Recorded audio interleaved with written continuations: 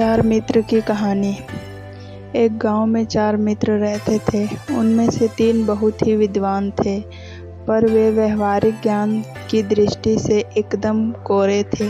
चौथा मित्र पढ़ा लिखा तो कम था, पर वह व्यवहारिक ज्ञान में माहिर था। एक बार चारों मित्र अपना अपना भाग्य आजमाने राजधानी की ओर चल पड़े। रास्ते में एक जंगल आया। वहां उन्हें एक पेड़ के नीचे कुछ हड्डियां दिखाई दी। उनमें से एक व्यक्ति ने उन हड्डियों का निरीक्षण करते हुए कहा, ये हड्डियां किसी शेर की है। इन हड्डियों को एकत्र कर मैं अपनी विद्या से मरे हुए शेर का कंकाल तैयार कर सकता हूँ।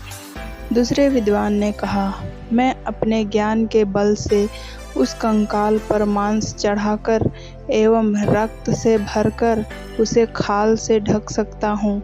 तीसरे विद्वान ने कहा, मैं अपनी विद्या से इस निर्जीव प्राणी को जीवित कर सकता हूँ। व्यवहारिक ज्ञान में माहिर चौथे मित्र को अपने तीनों मित्रों की बातें सुनकर बड़ा आश्चर्य हुआ। उसने अपने विद्वानों मित्रों को सावधान करते हुए कहा, मित्रों, शेर को जीवित करना खतरे से खाली नहीं होगा। यह सुनकर पहले विद्वान ने कहा, अरे यह तो मूर्ख है। इस बेवकूफ़ को हमारे ज्ञान से ईर्ष्या हो रही है। दोनों विद्वान मित्रों ने भी उसका समर्थन किया। यह देखकर वह समझदार व्यक्ति दौड़कर एक पेड़ पर चढ़ गया। तीनों विद्वान मित्रों ने अपने अपने ज्ञान का प्रयोग करना शुरू कर दिया। पहले विद्वान ने सारी हड्डियां एकत्र कर उसका कंकाल तैयार किया।